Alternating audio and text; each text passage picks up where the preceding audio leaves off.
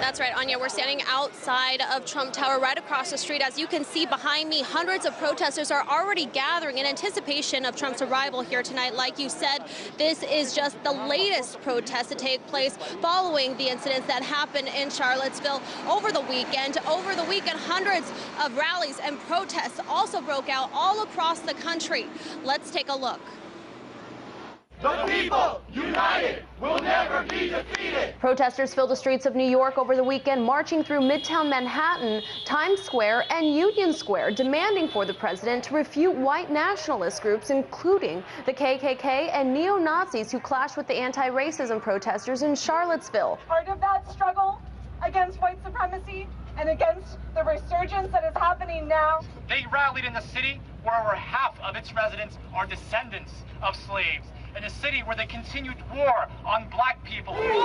Demonstrations also took place in other major cities, including Seattle, Chicago, Baltimore, and San Francisco, to show support of Charlottesville. Thousands took part in the multi-faith vigils and rallies across the country. You are standing with 100 other groups across the country today, at least, that are doing the exact same thing, telling people that we aren't going to put up with that crap that happened in Charlottesville this weekend. No, we won't! I looked to my left and I saw Heather Heyer lying on the ground.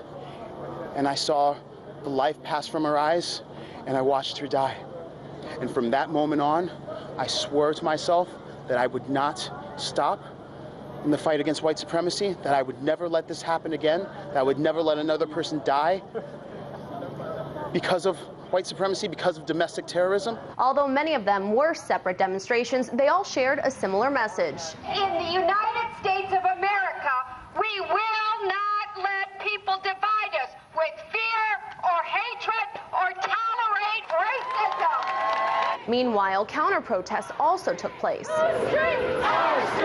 In Seattle, tensions were high as various counter-protesters took to the streets. At one point, you could even see Trump supporters clashing with law enforcement. Police said they had to use pepper spray and blast balls to disperse crowds after fireworks were thrown at officers. Here you can see some demonstrators pouring milk in their eyes after being tear-gassed.